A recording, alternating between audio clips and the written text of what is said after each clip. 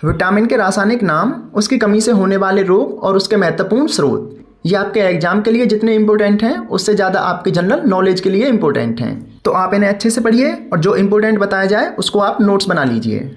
तो इसमें पहला है विटामिन ए। विटामिन ए का रासायनिक नाम है रेटिनॉल। कई बार एग्जाम में पूछा गया है। इसकी कमी से रतौंधी और जेरोथेलेमिया रोग होता है। रतौंधी रोग इंपॉर्टेंट है और इसका नाम रेटिनॉल, ये भी इंपॉर्टेंट है। दोनों एग्जाम में कई बार पूछा गया है। इसके स्रोत गाजर, सबसे प्रमुख स्रोत इसका गाजर है, फिर दूध, अंडा और फल में पाया जाता है। नेक्स्ट है विटामिन बी। विटामिन बी के कई प्रकार हैं और इनको बी कॉम्प्लेक्स के नाम से भी जाना जाता है। तो विटामिन बी को थायमिन कहा जाता है। इससे बेरी बेरी रोग होता है। यही एग्जाम में ज़्यादातर पूछा गया है कि विटामिन बी अथवा विटामिन B1 की कमी से कौन सा रोग होता है, तो beriberi. Vitamin B complex में जो भी मैं आपको इंपॉर्टेंट बताऊं उसको आप लिखते जाइए। पहला तो इसमें विटामिन बी इंपॉर्टेंट है। अगला है इसमें विटामिन B2, इसको राइबोफ्लोविन कहा जाता है। इससे त्वचा फटना और आँख का रोग होता है, ये भी इंपॉर्टेंट है। नेक्स्ट है विटामिन B3 नियासिन अथवा निकोटिनिक अम्ल। नेक्स्ट है विटामिन B5 पेंटोथेनिक अम्ल, ये थोड़ा इंपॉर्टेंट है। इससे थकान और पेशियों में ऐंठन जैसा रोग होता है। नेक्स्ट है विटामिन B6 पायरिडॉक्सिन, इससे मितली अथवा अवसाद जैसी समस्याएं आती हैं। नेक्स्ट है vitamin B7 biotin, very important है। ये भी पूछा गया है कि विटामिन B7 का रासायनिक नाम क्या है, तो बायोटिन। इससे चर्म रोग और बालों का गिरना जैसा रोग होते हैं। नेक्स्ट है vitamin B9 folic acid, very important है। फॉलिक एसिड पूछा गया है। इससे जन्म दोष जैसी समस्याएं आती हैं, यानी नपुंसकता जैसी समस्याएं।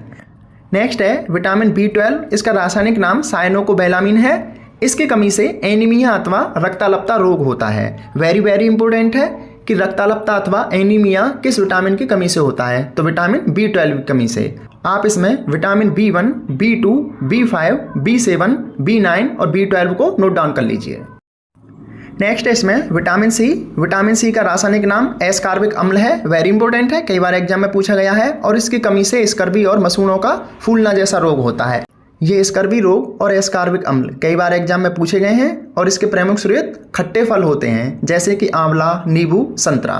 तो ये भी क्वेश्चन एग्जाम में आया है कि खट्टे फलों में कौन सा अम्ल पाया जाता है, तो एस्कार्बिक अम्ल या फिर विटामिन सी।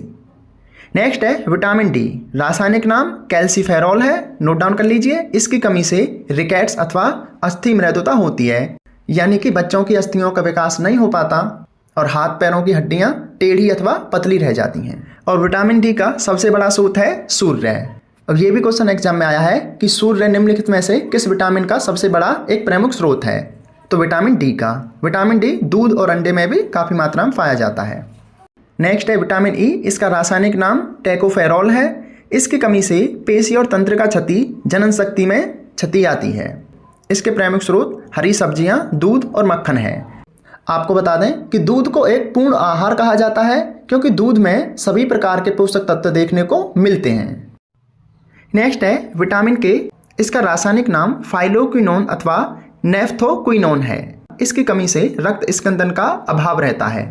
आपको रक्त स्कंदन के बारे में बता दें कि अगर किसी इंसान के विटामिन के की कमी है और अगर उसे चोट लगती है तो उसका खून रुकना बंद नहीं होगा, यानी खून में रक्त का थक्का नहीं बनेगा और खून की काफ़ी ज़्यादा हानि होगी।